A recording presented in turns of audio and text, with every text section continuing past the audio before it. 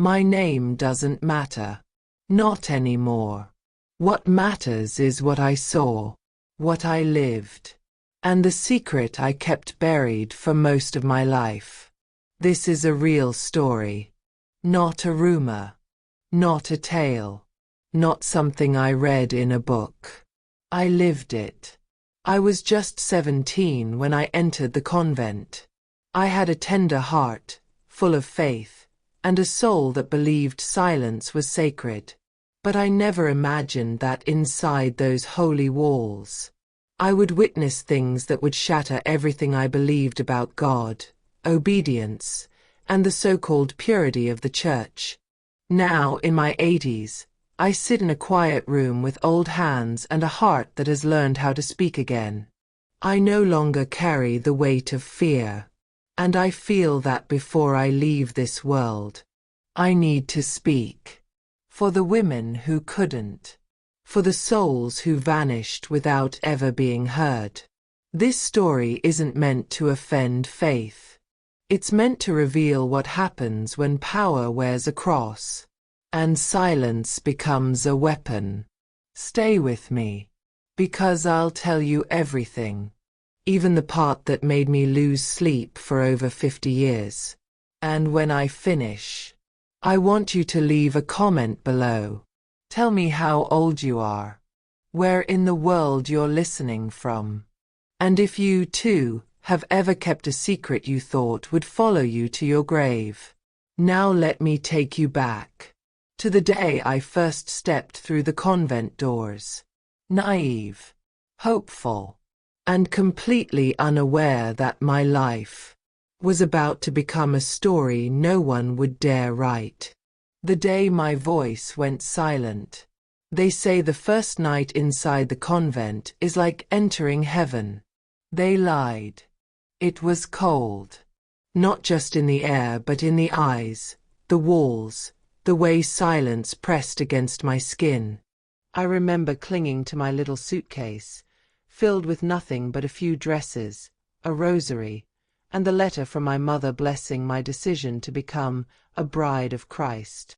But when the heavy doors closed behind me, I felt something strange. Not peace. Not holiness. Something I couldn't name at the time. But now I know. It was fear. The halls smelled like old stone and candle wax. The other sisters barely spoke. When they did, it was in whispers, like the walls were always listening. They gave me a new name. Sylvia. They said my old name belonged to the world, and here, we left the world behind. I remember asking why we couldn't write letters to our families. The Mother Superior simply smiled and said, "Your only family now is the church." That night, I cried quietly under a thin blanket. I wasn't allowed to lock the door. I wasn't even allowed to close it all the way. They said true obedience meant surrendering everything, including privacy. From that moment on, I began to vanish, piece by piece. First, they took my voice. Then, they took my questions. And then, they took my ability to say no. But I didn't realize the full cost of my silence until much later, when I saw something that would haunt me forever. And no one believed me. I wasn't the only one hurting. They say that in places of prayer, everyone is equal. But that's not what I saw. Inside those convent walls, there were two kinds of silence. The sacred kind, and the kind that hides shame. In the early months, I tried to convince myself I belonged. I memorized the Psalms. I scrubbed floors on my knees. I fasted until my stomach ached. I prayed in Latin even when I didn't understand a single word. But something in me started to shift. It wasn't rebellion. It was sadness. A quiet, growing sadness I couldn't explain. I remember one sister in particular, Sister Clara. She was barely 20. Her hands always trembled, and her eyes never looked directly at anyone. She had bruises sometimes. We weren't allowed to ask about them. One evening after evening prayer, I saw her sitting alone on the garden bench. Her face buried in her hands, shoulders shaking. I sat beside her in silence. We weren't allowed to talk during silent hours. But I gently touched her arm. She looked at me. And what I saw in her face broke something inside me. Not pain. Not fear. Emptiness. The kind of emptiness you only see in people who have stopped fighting. She didn't say a word. But in that moment I knew. She had been through something. And she wasn't the only one. Some sisters would suddenly go on retreat for weeks. Then return quieter, thinner. Their eyes dull, like they left something behind they weren't allowed to bring back. Others would weep during confession, but never tell us why. And we, the rest of us, we said nothing. Because we didn't want to be next. Because we were taught that obedience meant silence, and silence meant loyalty to God. But it wasn't God we were protecting. It was something else. Something dark. Something wrong. I kept telling myself it was all in my head, that I was imagining it. Until one night, I saw it with my own eyes. And after that, I couldn't unsee it. The night everything changed. It was a Thursday. I remember it clearly because Thursdays were the only days we were allowed to clean the chapel after dark. The candles would burn lower. The halls quieter than usual. Even the air felt heavier. Like something sacred or secret was always about to happen. I was walking back from the library, carrying a tray of unused candles. The corridor near the prayer room was supposed to be empty. That part of the convent was always locked after evening mass. But that night, the door was ajar. I paused. Something about it didn't feel right. The light inside was dim just enough to cast long shadows on the stone walls. And then I heard it. A sound. Not quite a prayer. Not quite a cry. Curiosity or maybe instinct pulled me closer. I leaned forward, just enough to peek inside. What I saw froze me. There, kneeling on the floor, was Sister Clara. Her veil was off, her shoulders trembling, and behind her stood Father Sebastian. He wasn't praying. He wasn't offering comfort. He was doing something no one should ever do to another human being, let alone under the name of God. My body went cold. I couldn't move. For a moment, time stopped. My hands gripped the tray so hard it left marks. My breath caught in my throat. Then suddenly, he turned. Our eyes met. Not for more than a second. But that was enough. I ran. I didn't even know where I was going. My legs just moved. Faster than they ever had. Through the stone corridors, past the statues of saints and silent portraits of past superiors. I locked myself in the laundry room, collapsed behind a pile of linens, and cried. Not just from fear. From betrayal. This wasn't what I gave my life to. This wasn't devotion. This was violence dressed in robes. I didn't sleep that night. I didn't eat for 2 days. And the worst part? When I finally gathered the courage to tell someone, they told me I was mistaken. That I must have misunderstood. That Sister Clara was being corrected spiritually. That Father Sebastian was a man of God, and I was letting temptation cloud my thoughts. From that moment on, I knew I was alone. And in the convent, being alone was the most dangerous thing of all. Speaking up was the beginning of my punishment. The silence after that night was louder than anything I'd ever heard.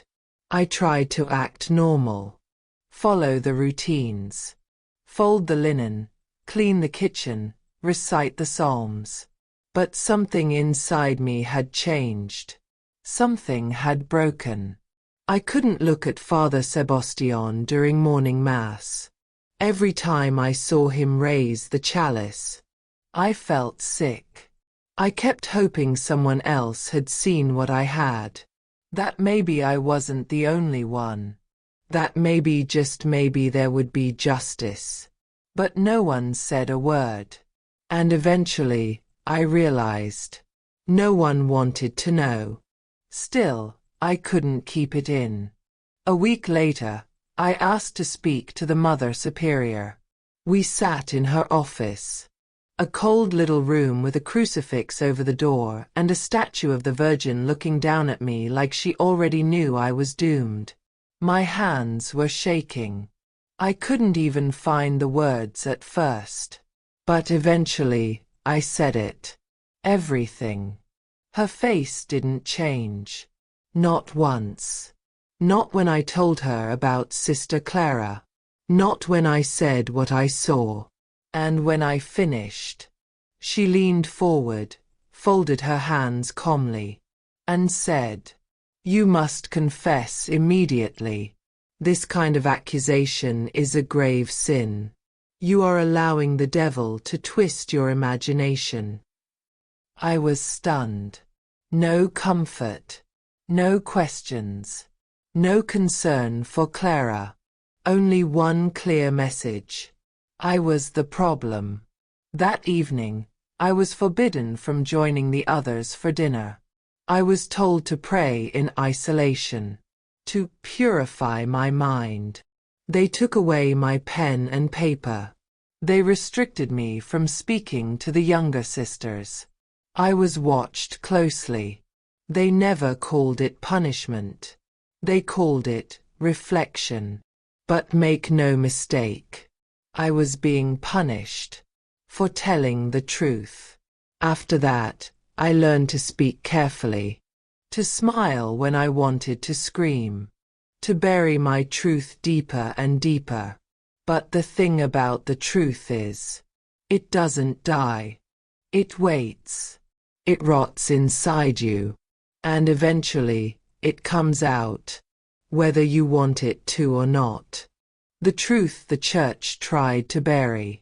After that night, I started noticing more. Not because things had changed, but because my eyes had finally opened. I realized that Sister Clara wasn't the first. And she wouldn't be the last. There were whispers, glances, sudden disappearances. Some sisters were sent away for spiritual retreats. But they never came back. Others returned thinner, quieter, with vacant stares and scars they wouldn't speak of. And then, there were the ones who got pregnant. Yes, you read that right. Inside that convent, behind thick stone walls. Some sisters carried life they didn't ask for. We never said the word pregnant.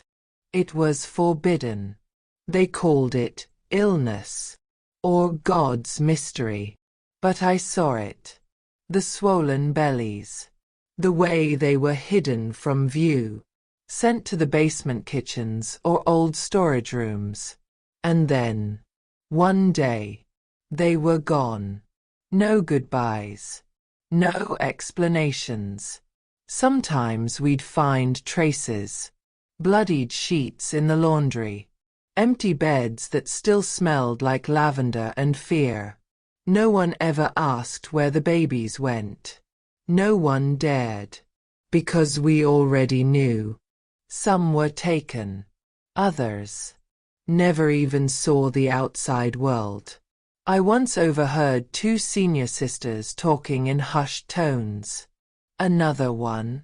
We'll have to arrange something before the bishop comes. That was when it hit me. This wasn't just sin. It was a system.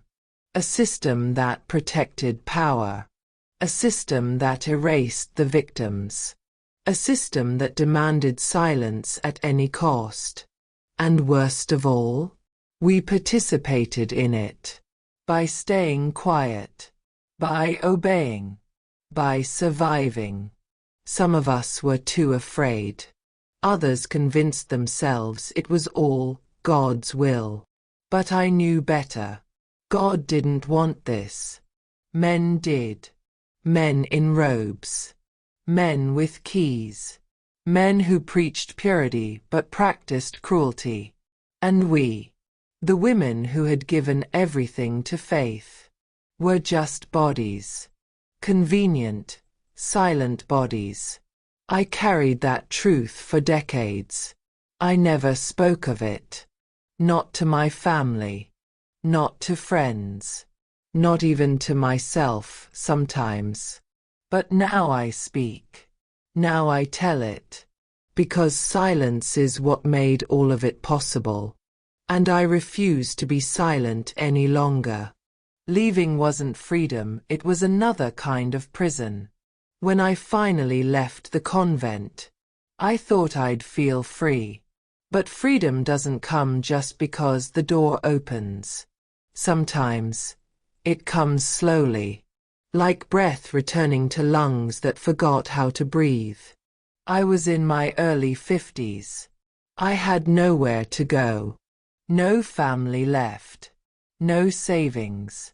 No real understanding of the world outside those stone walls. The church had paid for my silence with a handshake and a warning. It's best you don't speak of your time here. People wouldn't understand. So I didn't. For years I drifted. I cleaned houses. Lived in rented rooms. Ate very little. Spoke even less. I never married. Never had children. I didn't know how to belong to anyone anymore.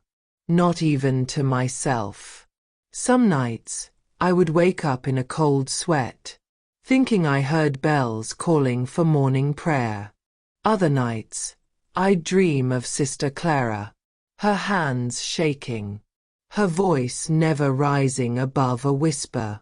There was so much guilt, so much shame. Not just for what was done to me, but for what I didn't do for others. I asked myself, why didn't I run? Why didn't I scream? Why didn't I grab Clara's hand and escape with her? But the truth is, when you've been conditioned your whole life to obey, to submit, to trust that suffering is holy, you forget you have the right to fight. For a long time, I didn't tell anyone where I had been. I said I worked in a school, or that I was a caretaker. Because how do you explain to someone that the worst things that ever happened to you happened in the name of salvation? It wasn't until I started writing in secret, tiny journals with shaky hands, pages tucked beneath my mattress, that I began to feel something shift. I didn't know what it was then, but now I do. It was my voice, coming back. Soft at first, then stronger, then louder, and eventually, I realized that surviving wasn't enough. I had to remember. I had to speak. I had to make sure no one else walked into that place thinking they were stepping into heaven, only to find hell, living with the pain that never leaves.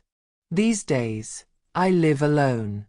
In a small house with creaky floors, walls lined with books and old photographs, and a garden that forgives me when I forget to water it.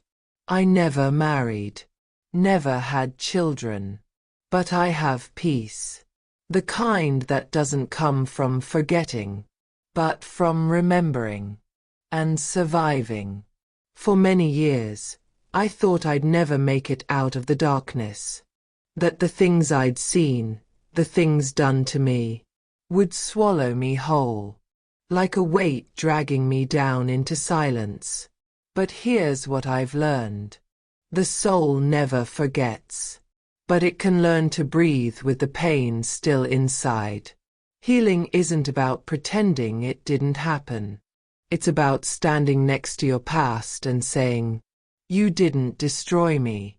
I'm still here." People sometimes ask me if I would ever go back, if I'd choose the convent again. The answer is no. Not because I lost my faith, but because I learned that faith without humanity is just control wrapped in scripture. Still, not everything was darkness. There were moments of light, whispers of laughter in the kitchen, secret poems passed between sisters on scraps of paper, evenings when Gregorian chants made me cry, not from sadness, but because for one fleeting moment, they felt like hope. But the truth weighs heavier than those memories. And the truth is this. You don't have to be hit to be broken. Sometimes, they just have to take your voice. I was broken. Not by fists, but by a system that told me feeling was sinful, and speaking was rebellion. That 17-year-old girl, the one who walked into the convent with trembling hands and a hopeful heart. Today she sits here, with white hair, a curved spine, and a trembling voice. But she is free. Free because I finally said it. Free because I stopped protecting the silence. Free because someone somewhere out there is listening right now and realizing they're not alone. They're not crazy. They didn't imagine it. And if you, whoever you are carrying something that's been hurting you for years, don't bury it. Don't swallow it in silence. Name it. That's where healing begins. I don't know how old you are. I don't know if you're watching this on your phone in a quiet room, or sitting on a couch with tears you're not ready to explain. Maybe you're young. Maybe you're older. Maybe you've been holding on to something for too long. But if you're still here, still listening to me, then something in my story touched something in yours. And I want you to know something. Something no one told me when I needed it most. You are not broken beyond repair. Maybe someone hurt you. Maybe they made you believe you had to stay silent. Maybe you were told it was your fault. That you were making it up. That you should forgive and forget. I was told that too. And for years I believed it. But here's what I want you to hear. With every inch of your heart wide open, you have the right to remember. You have the right to hurt. You have the right to speak. You don't need permission. You don't need to have proof. You don't need to make your pain smaller so others feel more comfortable. Your story matters. Not because it's big or dramatic or full of headlines. It matters because it's yours. And no one, no system, no person, no religion has the right to take your truth away from you. If you're scared to speak, speak anyway. Even if your voice trembles. Even if the words get stuck in your throat. Even if you cry halfway through. Speak. Right. Scream if you have to. Because the silence you're carrying was never yours to begin with. I waited over 50 years to say this out loud. Please don't wait that long. I survived what I did because one day, someone listened. And now, maybe that someone is you. Maybe this isn't just a story. Maybe it's a sign. So if you hear me, really hear me, leave a comment. Tell me how old you are, where you're from, and if you've ever carried a secret that nearly swallowed you whole. Let's be witnesses to each other, because healing begins when silence ends. A soul at peace doesn't need permission to heal. Healing didn't come in a flash of light. There were no miracles, no apologies, no grand moments where everything suddenly made sense. It came slowly, like learning to walk again after forgetting your legs, like finding your voice buried under 50 years of silence and shame. I'm not whole, and I don't pretend to be. There are still nights when I wake up thinking I'm back in that cold, stone room.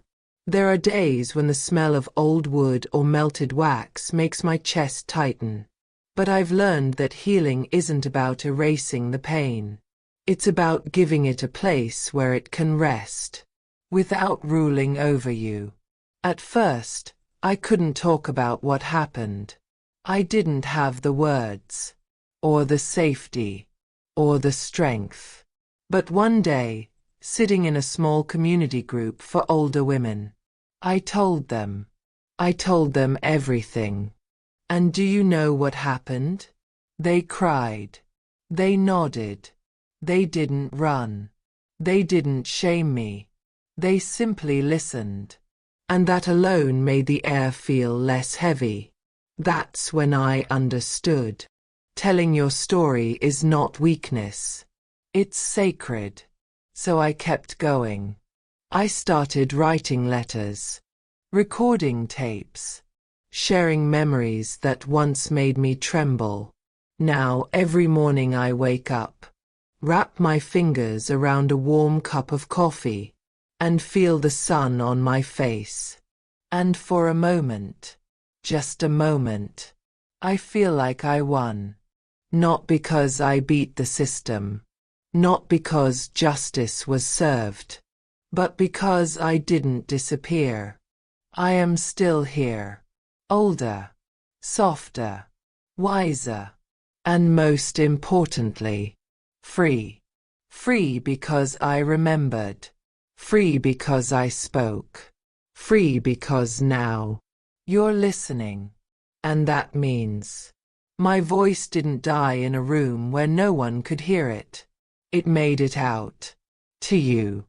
My voice is no longer just mine, it's yours now. If you've stayed with me this far, thank you. Thank you for lending me your ears, your time, and maybe your heart. I have shared things I once swore I'd carry to my grave. I've named names, unearthed memories, and opened wounds that had barely healed. But I did it because I learned late that the truth, no matter how painful, is the only thing that can bring us back to ourselves. I don't know how much time I have left. My bones ache a little more every morning. My hands tremble when I try to write. And my sight is not what it used to be. But my voice, the one they tried to take away for so many years, now rings louder than ever. And now, it's no longer just mine. It's yours. Do with it what you need. Keep it. Share it. Challenge it. Cry with it if you must. But do not ignore it. Because the worst thing that can happen to a real story is for it to be buried like a lie. So if you know someone still carrying silence, reach out to them. Look at them like you're looking at me now. Show them they're not alone. Because all of us at some point in life Need someone to say what I'm about to say to you now. With an open heart and outstretched hands like an old woman who is no longer afraid. You survived. And that alone makes you invincible. Thank you for listening. Thank you for staying. And if this story touched your soul, please leave a comment telling me your age, where you're watching from, and if you ever had to bury the pain you carried. I read you with my soul. I hug you with my heart. And here I will be. Always.